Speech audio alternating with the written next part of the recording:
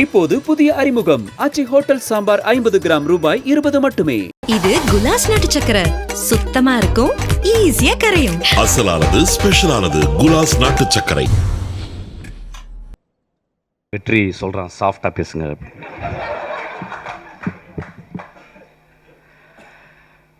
I couldn't see the movie, though you sent the movie.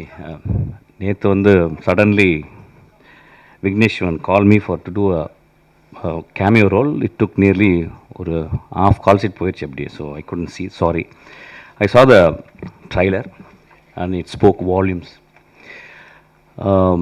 You talk about Bird Girl and I'm being a bad man of Tamil Nadu here. Vetrimaaran எப்பொழுதுமே அது பெரிய ஆச்சரியம். ஒருவேளை நிறையா சம்பாதிக்கிறதுனால அவன் படம் பண்ணுறானான்னு தெரியல. ஆக்சுவலாக அசிஸ்டண்ட்டுக்கு நான்லாம் சம்பாதிக்கவே இல்லை, நிறைய படம் பண்ணிக்கிட்டே இருக்கான் அவன். ஆக்சுவலாக எனக்கு ஒரு படம் பண்ண வெற்றி.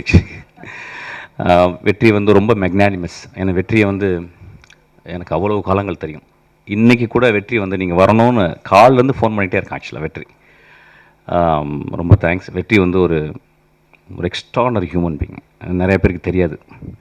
நான் வந்து அந்த மேடையில் பேசும்போது சிரிச்சுக்கிட்டே இருந்த வெற்றி ஒரு டைமில் திடீர்னு ரொம்ப அமைதியாகி மூஞ்சில் கை வச்சு தான். அதெல்லாம் நினச்சாங்க அவன் மூஞ்சி சொல்லிச்சிச்சுன்னு இல்லை, வெற்றி என் மேலே இருந்த ஒரு கம்பேஷனில் he felt very bad actually. அதுக்காக வெற்றிக்கு ஒரு கிளாப் பண்ணணும்னு நினைக்கிறேன். ஆக்சுவலாக Vetri is very very sensitive. Okay, coming back. Sorry கேட்கணுமா, பகிரங்க மன்னிப்பு கேட்கணும்னு வந்திருக்கேன் நான். நண்பர்கள் தானே, சரி okay. I'm going to take little time, Betty. Don't mistake me.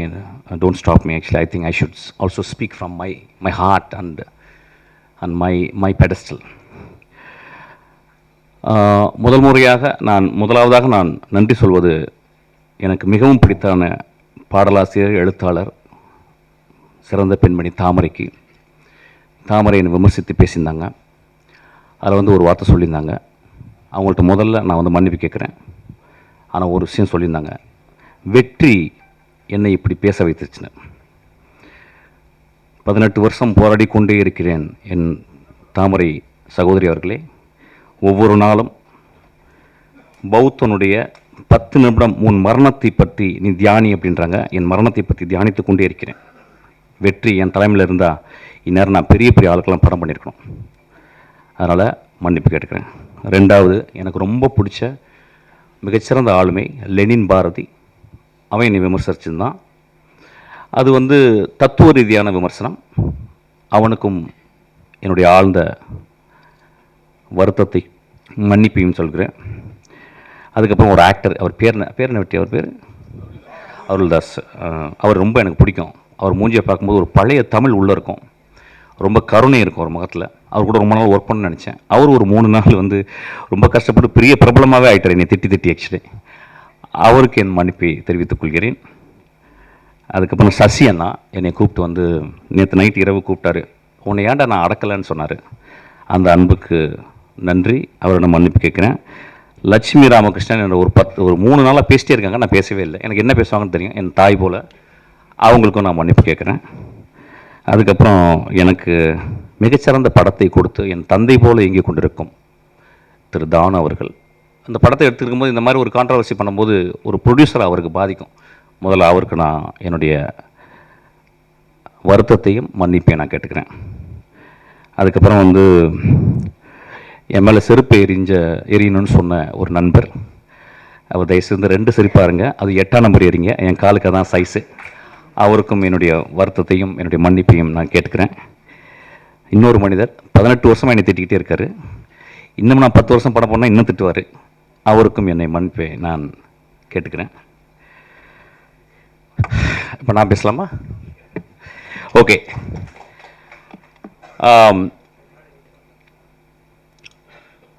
Freud வந்து ஜோக்ஸ் அண்ட் அன்கான்ஷியஸ்னு ஒரு புக் எழுதியிருக்கார். ஜோக் சொல்லும்போது, ஒரு நகைச்சுவை சொல்லும்போது அதை ரிசீவ் பண்ணுறவங்க, அதை வாங்குறவங்க, சிரிக்கிறவங்க ஆள் மனத்தில் இருந்து தான் சிரிக்கிறாங்க. They never react from their conscious. ஒரு ஜோக்கினுடைய இயல்பு. அன்றைக்கி மேடையில் அதுதான் நடந்துச்சு. நான் வந்து அதாவது அமீரிடம் அதுக்கப்புறம் வெற்றிமாறன் மன்னிப்பு கேட்குறேன். நிறைய பேர் அவங்க 2 பேரையும் திட்டினாங்க.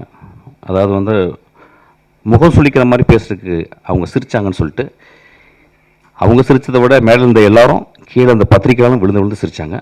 அது அந்த அந்த வீடியோவில் இருக்குது, அதை நீங்கள் பார்க்கணும். ஒரு ஜோக்காக தான் நான் மீன் பண்ணேன். ஆக்சுவலாக 2-3 வார்த்தைகள் மேலே போயிடுச்சு. அது அப்படி தான் சில நேரங்களில் அது மனதிலேருந்து பேசும்போது அப்படி ஆயிடுச்சு. அதுக்காக நான் வந்து மன்னிப்பு கேட்டுக்கிறேன். ஆனால் joke is meant to be a joke. அது வந்து யாரையும் அந்த அந்த இடத்துல வந்து ஒரு பர்டிகுலரான ஒரு பர்சனை நான் விமர்சிக்கிறவே இல்லை, ஒரு பர்டிகுலரான ஒரு மனிதனை தாக்கணும்னு எண்ணமே இருந்ததே இல்லை. என்னுடைய ரொம்ப நேசத்துக்கு சொந்தமான என் விஷால் நானும் சண்டை போடும்போது, என்னை மோசமாக பேசும்போதும், என்னை பற்றி அடுத்தவங்கள தப்பாக பேசும்போதும், நான் ரொம்ப வெகுண்டு மேடையில் பேசும்போது ஒரு வார்த்தை கூட அவனை நான் வந்து மோசமான வசை வார்த்தைகளால் பேசலை. நான் சொன்ன ஒரே வார்த்தை பொறுக்கின்னு சொன்ன வார்த்தை தான். எனக்கு அந்த வார்த்தையை சொல்லி அளந்து தான் சொன்னேன். நண்பர்களே,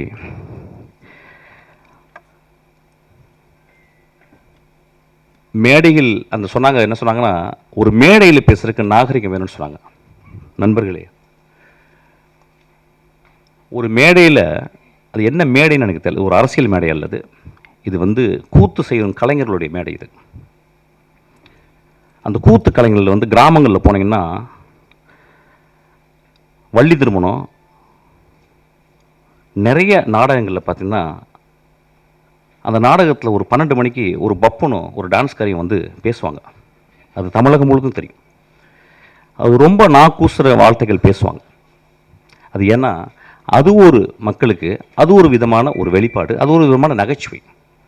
அந்த நகைச்சுவையின் அடிப்படையில் தான் அன்றைக்கி நான் பேசினேன். ஆக்சுவலாக யாரையும் புண்படுத்தணும் பேசவே இல்லை. ஏன்னா ஒரு படத்தினுடைய விழாக்கு வந்திருக்கேன், அந்த படத்தை பற்றி நான் பேசணும். அந்த படம் என் ஆன்மாவுக்குள்ளே சென்றுச்சு. அந்த படம் பெருசாக ஓடிச்சுன்னா கூட எனக்கு தெரியல. இப்போ அந்த படத்தினுடைய நடிகர்கள், அந்த படத்தினுடைய இயக்குனர், அந்த படத்தை தயாரித்தவர்கள் வந்து அவ்வளோ அழகான விஷயம் பண்ணியிருக்காங்க. அதை பேசணும்னு நினச்சேன். அதை பேசுறதுக்கு வந்து இந்த படம் நல்லா இருக்குது, இந்த படம் இப்படி இருந்தால் நல்லாயிருக்கும்னு நான் பேசல. என் மனதில் ஆழத்திலிருந்து தான் பேசினேன். அது பேசுனது உங்களுக்கு வந்து பாதிச்சிருக்கு. நான் கேட்குறேன், திருக்குறளில் காமத்துப்பால் இல்லையா, பெருமாள் முருகன் எழுதின சங்கத்தில் எத்தனை தடவை அல்குல் என்ற வார்த்தையில் உபயோகித்திருக்காங்கன்னு சொல்லி அவருடைய கட்டுரையில் இருக்கு. இப்படி நான் சொல்லிக்கிட்டே போகலாம். ரொம்ப நாளைக்கு முந்தி ஒரு படம் வந்துச்சு. அந்த படத்தின் பேர் இருட்டறைக்குள் முரட்டு குத்துக்கள். நெஞ்ச தொட்டு சொல்லுவோம்.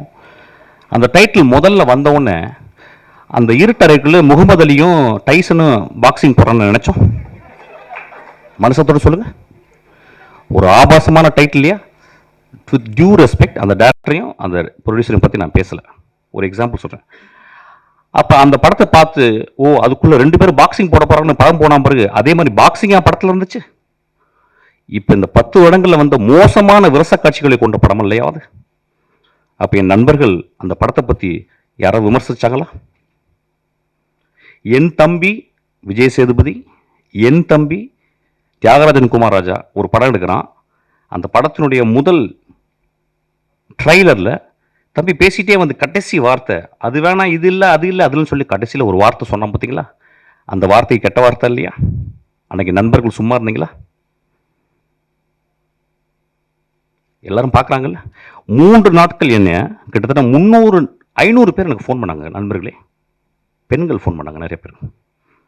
பத்திரமா இருங்க அப்படின்னாங்க. ஐயா, என்னை பற்றி நீங்கள் சொல்லணும்னா என்னுடைய படங்களை பார்த்து சொல்லணும். என்னை பற்றி சொல்லணும்னா வெற்றிமாறன் இன்னைக்கு அழைச்சிருக்கான்ல, அவன்கிட்ட கேளுங்க. என்னை பற்றி உங்களுக்கு தெரியும்னா என் தந்தை போல ஒருத்தர் உட்கார்ந்துருக்காரு பாருங்க, அவர்கிட்ட கேளுங்க. நீங்கள் நேராக வந்து என்கிட்ட ஃபோன் பண்ணி திட்டலாம், பேசலாம். எவ்வளவு 3 நாட்கள் எல்லா தொலைக்காட்சியில் நான் தான் இருந்தேன். என் படங்கள் நல்ல படங்கள் இல்லையா? என் படங்களில் சமூக கருத்து சொல்லலையா? என் படங்கள் பேரன்பு இல்லையா? நான் வந்து உடனே ஒரு பெரிய ஒரு ஆக்டர்கிட்ட போய் கதை சொல்லி நான் பெருசாக வின் பண்ண நினைக்கலையா? நான் கமல் சார்கிட்ட போயிட்டு திரும்பி வந்துட்டேன். ரஜினி சாருக்கு எனக்கு சொல்ல வாய்ப்பு கிடைச்சிது, நான் சொல்லாமல் வந்துட்டேன். படங்களை நேசிப்பவன் இல்லையா? படங்களையும் மனிதர்களையும் மனித இனங்களையும் பிராணிகளையும் இயற்கையும் நேசிப்பவன் ஐயா நான். எனக்கு நீங்கள் சொல்கிறீங்க வந்து ஆபாசமாக இருக்கிறேன்னு சொல்லிட்டு.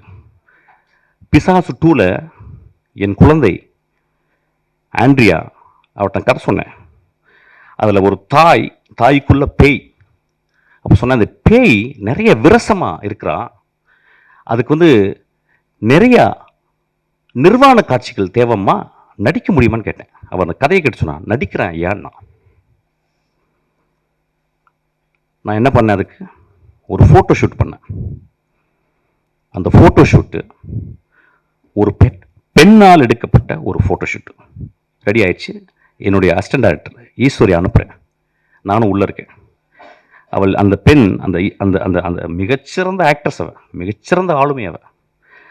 அவள் என்ன பண்ணா, என் நம்பிக்கையில், என் கதை மேலே இந்த நம்பிக்கையில் அவள் அந்த ரூமில் போயிட்டு அவள் நிர்வாணமாக வெளியே வர வேண்டியது. நான் அவள் வீட்டு வெளியே போயிட்டு சிகரெட் பிடிச்சிட்டு நான் அப்படியே ஆஃபீஸ்க்கு வந்துட்டேன். அவள் ஃபோன் பண்ணி எங்கே சார் இருக்கீங்க கேட்டான். நான் சொன்னேன், அம்மா உன் நிர்வாணத்தை நான் காட்டி, என் படத்தில் நான் காட்டி, என் படம் ஓஹோன்னு பெரிய பேர் வாங்கலாம், நான் ஒரு பெரிய பெட்ரோ ஆல்பர்டர் மாதிரி நான் ஒரு பெரிய பேர் வாங்கிடலாமா? ஆனால் உன்னுடைய நிர்வாணத்தை காட்டி நான் என் படத்தில் காட்டினேன்னா, போஸ்டரில் காட்டினேன்னா, அதை பார்க்கும் இளைஞர் நான் பார்த்த பார்வை மாதிரி ஒரு இலக்கியமாக அந்த திரைப்படத்தை பார்ப்பாங்களா, விரசமதமாக பார்ப்பாங்க. அந்த காட்சி வேணான்னு சொல்லிட்டு வந்தீங்க. அந்த காட்சி நான் ஒரு ஃபோட்டோ எடுத்தாந்து நான் போஸ்டரில் போட்டிருந்தா இந்நேரம் அந்த படம் ரிலீஸ் ஆகிருக்கும். 2 வருடம் அந்த படம் வந்து கேனில் இருக்குது. அந்த படத்தை பார்த்த ஒரு மனுஷன் வெற்றிமாறன் உட்காந்துருக்கான். அதை பார்த்துட்டு சாயங்காலம் எனக்கு ஒரு மெசேஜ் பண்ணால், இந்த இரவு முழுதும் என்னால் பேச முடியாது, நான் காலையில் போன்றேன் மெஸ்கின் அப்படின்னு சொன்னான். அந்த குழந்தைக்கு, அந்த ஆண்ட்ரியா, ஒரு மிகப்பெரிய அவார்டு இன்டர்நேஷ்னல் லெவலில் அவளுக்கு ரெக்கக்னிஷன் கிடச்சிருக்கும். அந்த படம் ஓடாமல் இருக்கு. நான் சினிமாவை நேசிப்பவன் இல்லையா, சினிமாவையும் சினிமா மேடையும் சினிமா மனிதர்களையும் நேசித்துக் கொண்டே இருக்கிறேன். எனக்கு அதை தவிர வேறு வேலையே கிடையாது. நான் ஓனாய் ஆட்டுக்குட்டி பண்ணேன். அது முதல் நாள் ரிலீஸ் ஆக விடலை, உங்களுக்கு தெரியாது. அன்னைக்கு மறுநாள் நைட்டு ரிலீஸ் ஆச்சு. 10 நாளுக்கு அப்புறம் அதை டிவி ரைட்ஸ் வாங்க வந்தாங்க. அப்போ எனக்கு நெருக்கமான மனிதன், ஒரு பெரிய இயக்குனர், என்னை கூப்பிட்டு போய் உனக்கு நிறைய காசு வாங்கி தரேன்டான்னு கூப்பிட்டு போனார். ஒரு பெரிய ரூமுக்குள்ளே போனான் ஐயா. அவன் என் நண்பன். அவன் 20 பேர் இருந்தாங்க அந்த ரூமுக்குள்ள. 75 லட்சம் ரூபாய்க்கு நீ டிவி ரைட்ஸ் கொடுத்தா கொடு அப்படின்னாங்க. நான் சொன்னேன், ஐயா நான் ரொம்ப கஷ்டப்பட்டு எடுத்துருக்கேன், இந்த படம் நல்ல படம், ஒரு 2 ரூபா கொடுங்க. ஏன்னு கொடுக்க மாட்டேன் சொல்லிகிட்டே இருக்காங்க. அப்போ தான் எனக்கு தெரிஞ்சது, 20 தடியர்களை உள்ளே வைத்து என்னை மிரட்டி என்னை கையெழுத்து போட வச்சாங்க. 75 லட்சம் ரூபா கொடுத்தாங்க. அந்த திரைப்படம் அந்த சேனலில் இது வரைக்கும் 80 வாட்டி ரிலீஸ் ஆயிருக்கு. அந்த செக் எடுத்தாந்து அவங்கள்ட்ட நான் கிழிச்சு போட்டுட்டு சொன்னேன், ஐயா நான் சென்னைக்கு வரும்போது ஒரு வெள்ளை பேப்பரும் ஒரு பென்சில் தான் எடுத்துகிட்டு வந்தேன், அவ்வளோ வறுமையான குடும்பத்துலேருந்து வந்தவன், நான் கஷ்டப்பட்டு திரும்பி வருவேன், நான் கஷ்டப்பட்டு இந்த மேலே நடிக்கிறேன். இன்னும் அதில் 4 பேர் இறந்து போயிட்டாங்க. அந்த எனக்கு துரோகம் செஞ்சான் அந்த மனுஷன், அவன் ஒரு பெரிய டைரக்டர் இருக்கான். ஒவ்வொரு தருணமும் நான் துரோகத்தை அனுபவித்துக் கொண்டே இருக்கிறேன். எப்படி ஒரு சக மனிதனை பார்த்து என்னால் மோசமாக பேச முடியும்? பேசுறதுக்கு ரீசனா? பேச வேண்டிய கட்டாயம் ஐயா. ஒரு விழாவில் வந்து அந்த விழாவை நான் கூடி விற்கணும். எதுக்கு நான் கொட்டுக்காலிக்கு நேக்கடா நிற்கிறேன்னு சொன்னேன்? அப்படியாவது கவனத்தை ஈர்க்கணும்னு நினைக்கிறேன். இந்த படத்துக்கு நான் இப்போ பேசுறதுக்கு அப்படியாவது இந்த படத்தை கவனத்தை ஈர்க்கிறது. எனக்கு அவ்வளோ புத்தகம், 40 வருஷம் புத்தகம் படிக்கிறதுக்கு எனக்கு டைமே இல்லை. 40 வருஷம் படிக்க வேண்டிய புத்தகம் இருக்கு. அவ்வளவு மனிதர்கள் நேசிக்க வேண்டியது இருக்கு. அவ்வளவு கண்ட்ரி நான் விசிட் பண்ண வேண்டியது இருக்கு. மன்னிப்பு கேட்டதுக்கு என்னைக்குமே நான் தயங்க மாட்டேங்க. உதிரிப்பூக்குள்ள ஒரு சீன் வரும், கடைசி சீனு. அதில் வந்து அந்த அந்த மோசமான மனிதன், அந்த ஈவில், அவன் கடைசியில் சொல்லுவான் அந்த ஊர் மக்களை பார்த்து. ஊர் மக்கள் சொல்லுவாங்க, நீ சாவிடாம்பாங்க. அவன் சொல்லுவான், எனக்கு ரொம்ப வருத்தம், இவ்வளோ நாள் கெட்டவனாக இருந்தேன், உங்களுக்கு நான் வந்து எல்லாரையும் கெட்டவனாக்கிட்டேன், அது ரொம்ப வருத்தமாக இருக்கேன். நண்பர்களே, நான் உங்கள் முன் மண்டியிட்டு மன்னிப்பு கேட்டு உங்களை எல்லாரும் நான் கடவுளாக்குகிறேன். நன்றி.